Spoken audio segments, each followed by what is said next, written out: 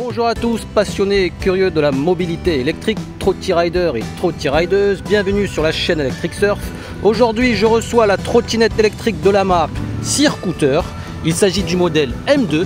Nous allons tout découvrir sur cette trottinette. C'est parti pour l'intro vidéo.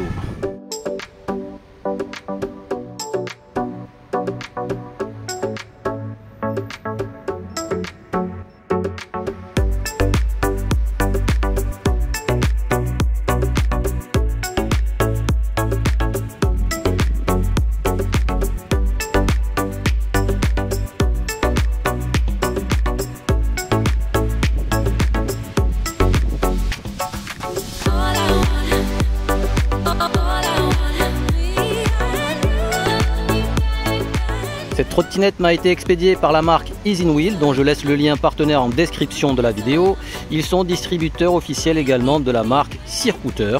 Nous allons voir au travers de cette présentation l'autonomie qu'elle peut nous offrir, sa capacité à grimper les pentes, son confort de conduite et je vous ferai un retour général à la fin de notre test. Donc nous avons là un modèle de trottinette équipé d'une batterie de 48 volts, 12,5 ampères. Le moteur est situé à l'arrière, 800 watts nominal et 1000 watts en crête. Les freins sont de type mécanique, double frein à disque, à l'arrière comme à l'avant. Les pneus sont de dimension en 10 par 2,75, des pneus semi-off-road, l'idéal pour affronter différents types de chemins. Le port de charge est situé sur la partie avant droite. Port de charge en GX16 3 pins, bande LED lumineuse bleutée au niveau des côtés, clignotant à l'avant comme à l'arrière. Au niveau du poste de conduite, on allume la trottinette à l'aide de ce bouton ON qu'on maintient appuyé 2 à 3 secondes et l'écran LCD va s'allumer. Au niveau des informations, nous avons la vitesse en km à l'heure, le nombre de kilomètres parcourus lorsque j'ai allumé la trottinette, l'odo, le nombre de kilomètres parcourus depuis qu'elle est mise en circulation, donc là elle est toute fraîche. La vitesse max atteinte. Pour changer de mode, actuellement je suis en mode turbo, donc en vitesse max, j'appuie sur le bouton S ici. Là je passe en mode piéton, 6 km à l'heure. Je clique à nouveau, je suis en mode éco, en mode standard et je reviens au mode turbo. La gâchette d'accélération est de type pouce façon quad. Les poignées sont ergonomiques avec une finition en bague rouge que l'on visse avec une BTR. Je vous fais écouter le klaxon électronique. Il est très fort, je ne vais pas en abuser. Les clignotants droite-gauche, on entend un petit bip sonore. Sur l'écran, la flèche clignote et on va voir à quoi ça ressemble. Ça clignote de part et d'autre, à l'avant et à l'arrière. Je recule un petit peu et je me lève. Ça reste visible de loin. Sur le dessus, nous avons le bouton pour allumer les phares. Un simple clic. Le pictogramme s'affiche et je vous montre à l'avant. Le phare de 4 LED. Et sur le côté en dessous, les bandes LED lumineuses de couleur bleue. Le feu à l'arrière clignote lorsqu'on va activer les leviers de frein. Au niveau du paramétrage LCD, j'aurai seulement deux options. Le Start Mode, est-ce que je dois pousser la trottinette pour démarrer ou est-ce que je peux directement appuyer sur la gâchette? Ou l'option Cruise Control, c'est-à-dire le régulateur de vitesse. Donc pour accéder au menu, double pression sur ces deux boutons, le ON et le klaxon en même temps. Je maintiens appuyé, le P1 et le P2 et ensuite le P4, c'est pour resetter, remettre à zéro le compteur de kilométrique. Le deck est de type silicone, il masque bien les vis. Lorsqu'il pleut, la trottinette ne va pas recevoir des gouttelettes d'eau à l'intérieur du deck. À l'arrière, petit cale-pied avec finition ouverte pour pouvoir s'en servir comme poignée de transport également. Simplement, c'est plutôt fin, donc c'est assez tranchant, mais avec les gants, ça passera. Le poids de cette M2 est de 23,6 kg. Il faudra considérer la transporter à deux mains. Ça sera plus simple. Au niveau des accessoires, la sacoche est fournie. Sacoche de type rigide, finition look carbone avec le nom de la marque imprégné, Searcooter. À l'intérieur s'y trouve la trousse à outils, clé Allen, une chambre à air de secours, manuel utilisateur et la déclaration de conformité de ce modèle avec tous les modèles que commercialise Easy Wheel. Le guidon est pliable, je vous montre comment faire. Il suffit de tirer ici et d'incliner. Je le fais d'un côté, on va gagner en largeur. La colonne est ajustable en hauteur, il suffit de d'éclipser ici et on peut baisser la colonne. Là, la sacoche va gêner, donc il y aura quand même une petite opération à effectuer si on souhaite carrément la baisser. Quant au bas de colonne, pour pouvoir la plier intégralement, je vous montre ce levier. On vient tirer sur ce cran de sécurité pour pouvoir activer ici le levier qu'on tire de cette manière. Et ici, je viens appuyer. Voilà, le guidon s'écroule assez spontanément. Il faut faire attention. Et voilà la trottinette pliée. Voyons voir si à une main ça passe pour pouvoir la transporter. Le poids est à l'arrière, donc la main plutôt se positionner vers le milieu. À une main ça passe, mais il faut quand même être un peu costaud. Et pour la déplier, je vous montre. On appuie ici et en même temps il faut lever la colonne. Donc il faut les deux mains. J'appuie et je lève la colonne. Elle va se mettre en mode parking. Je la retiens avec mon genou. Je viens lever intégralement, la poser sur béquille. Ici je vais pouvoir venir sécuriser avec ce levier rouge. À une main c'est pas facile parce que je tiens la caméra. Je vais la reposer un instant. Voilà, à deux mains c'est plus simple pour venir plaquer le levier rouge en plein milieu, parce que parallèlement il faut tirer ici pour pouvoir l'intégrer en totalité, et ensuite ce crochet vient se sécuriser ici pour que le levier ne s'ouvre pas accidentellement. Et pour la poignée, rien de plus simple, on vient l'actionner vers le haut tout simplement. Bon, trêve de bavardage, on a fait un bon petit tour sur ce modèle. On va maintenant passer au test, on va vérifier l'autonomie qu'elle est capable de nous offrir, sa capacité à grimper les pentes, sa vitesse max, 25 km à l'heure pour notre test, vitesse réglementaire. Ensuite, je vous fais un retour général sur son confort, sur sa praticité. Donc, restez connectés jusqu'à la fin de la vidéo avec Circouter. Est-ce qu'on va pouvoir circuiter le bitume? On est parti pour le test. Gâchette pouce à fond. Gâchette pouce de type quad. La gâchette est très en retrait par rapport à la poignée. Et pour ma petite main, je trouve que c'est pas très ergonomique. C'est la première sensation que j'ai. Donc limité à 25, on est sur régulateur de vitesse. On remarque que la vitesse compteur est similaire à la vitesse du smartphone GPS. On se laisse rouler.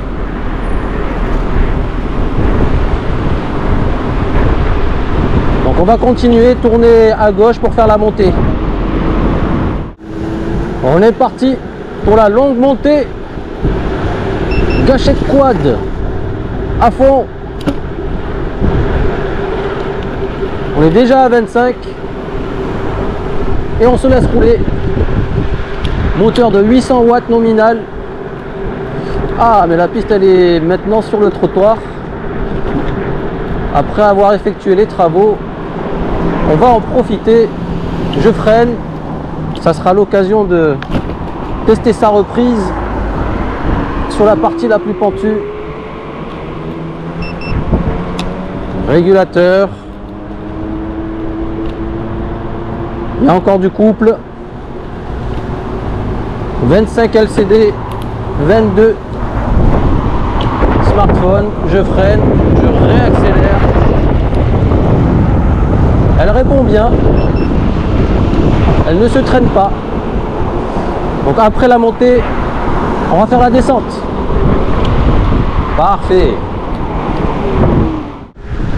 On est parti pour la descente. J'accélère et je relâche la gâchette en roue libre.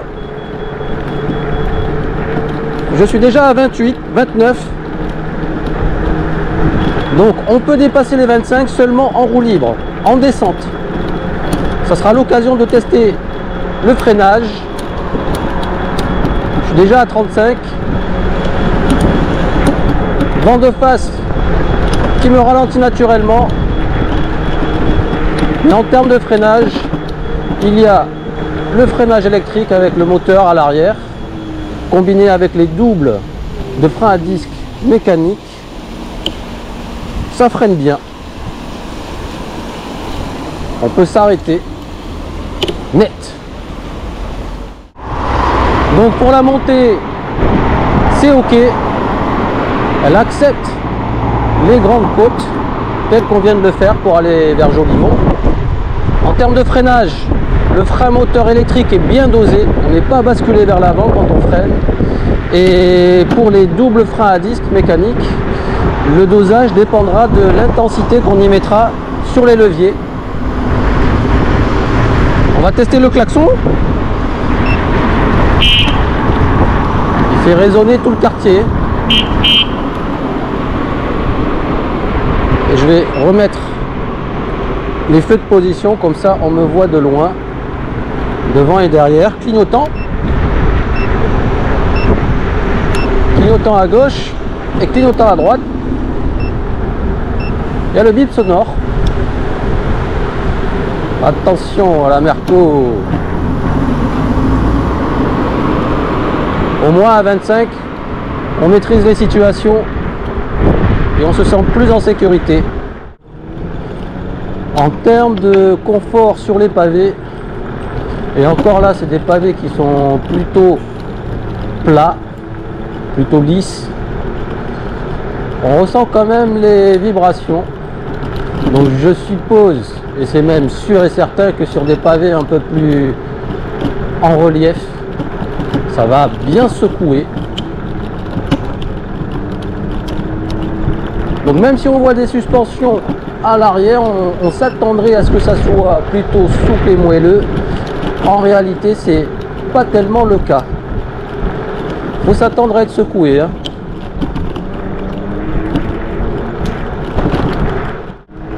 On va maintenant faire la montée des escaliers. 23,6 kg. Transport à deux mains, c'est sûr et certain. Alors, comment on va faire? Donc, je vais tester la poignée de transport sur le cale-pied. Heureusement, on peut poser le deck sur le genou. 23,6 kg, ça passe, mais le cale-pied, il est un peu tranchant. Heureusement, j'ai une petite paire de gants, mais très très fine.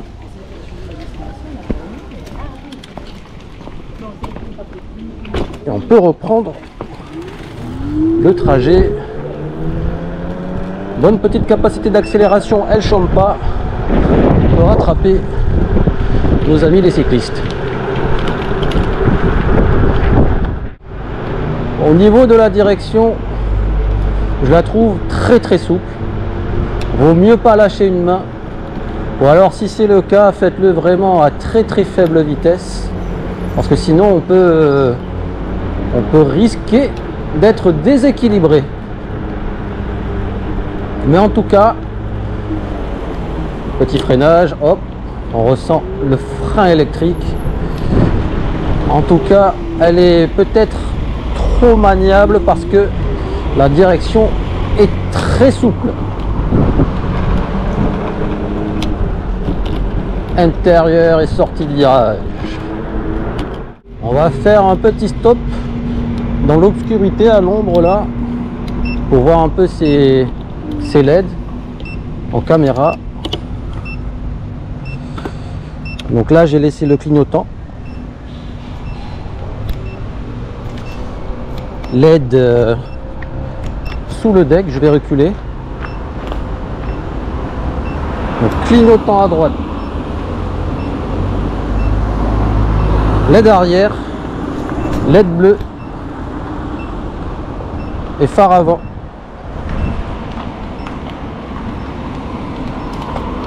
Il manquerait une petite LED sur le dessus au niveau du guidon.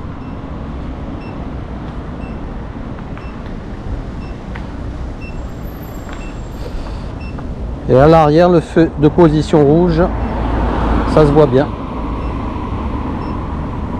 Voilà, pour un bon aperçu. Les amis, c'est notre dernière ligne droite avant d'aller faire notre débriefing final.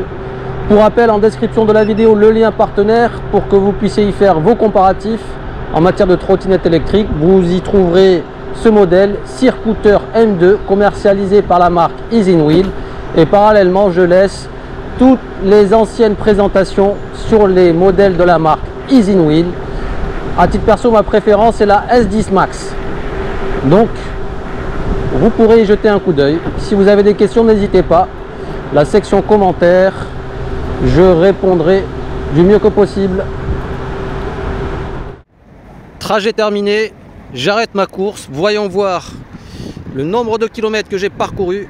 12,5 km. Vitesse moyenne 18 km à l'heure. Vitesse max dans la descente 35 km à l'heure. Temps de trajet une quarantaine de minutes. Et il reste environ, je dirais, un peu plus de 50% de batterie. Au total, au dos, 16 km accomplis. Donc pour un poids de l'utilisateur de 70 kg me concernant, en mode sport, vitesse max limitée à 25 km à l'heure, on peut parcourir une bonne douzaine de kilomètres. Il restera une cinquantaine de pourcents à la batterie. Avantage inconvénient de ce modèle Searcooter M2, j'ai bien aimé sa capacité d'accélération. Au feu rouge, on est en pole position, les cyclistes restent derrière. En ce qui concerne son freinage, il est plutôt bon. Double frein à disque combiné au moteur électrique à l'arrière, ça soulagera les plaquettes de frein. Le deck de type silicone sera plus simple pour le nettoyage. Le cale-pied à l'arrière n'est pas si angulaire que ça, donc ça optimisera le confort sur les phases d'accélération. En revanche, c'est une plaquette plutôt tranchante. Ça va pas couper, on va pas recevoir des entailles, mais c'est mieux d'avoir une paire de gants pour pouvoir la transporter, sinon la soulever par le deck en bas. En ce qui concerne ces suspensions, visuellement on dirait qu'on va être confort, moelleux, que ça sera plutôt souple, mais en réalité je sais pas si c'est décoratif, parce que là le bras oscillant il est plutôt fixe, il bouge pas des masses, à moins de les changer, mais je trouve que le confort est très rigide. Donc sur les sols de ce genre, c'est sûr, vous allez passer un sale quart d'heure. Le Komodo est très pratique, on pourra allumer et éteindre les phares, utiliser le klaxon et les clignotants droite-gauche, ou changer les modes si vous voulez rouler en mode éco et gagner davantage de kilomètres à parcourir pour préserver la batterie. Vu que le guidon est pliable, une fois qu'on aura fixé des accessoires, à titre d'exemple mon support de téléphone, je ne pourrai plus baisser la poignée de ce côté, mais j'aurai de la marge de ce côté. En ce qui concerne la gâchette d'accélération de type pouce, c'est un modèle d'un modèle quad, et je trouve que c'est pas parfaitement ergonomique. Je préfère les gâchettes qui sont juste en dessous du guidon, parce que là il faut faire un retrait avec le pouce, et j'ai des sortes de courbatures, peut-être parce que j'ai des petites mains, donc je pense que c'est un modèle de gâchette plus adapté aux grandes mains, parce qu'il y a quand même ce mouvement à faire, et c'est assez long. Ensuite on a un vrai phare avant doté de 4 LED, et enfin la belle sacoche avec Searcooter imprimé sur le devant pour ranger nos friandises, nos accessoires lors de notre trajet. C'est cadeau, il faut en profiter. Et bien sur ce les amis, nous arrivons à la fin de cette présentation de ce modèle Searcooter M2. J'espère que cette vidéo vous aura donné de plus amples idées sur ce modèle Powered by Searcooter. Vous aurez le plaisir de circuiter le bitume. Sur ce, je vous dis à bientôt pour une prochaine présentation. Bye bye.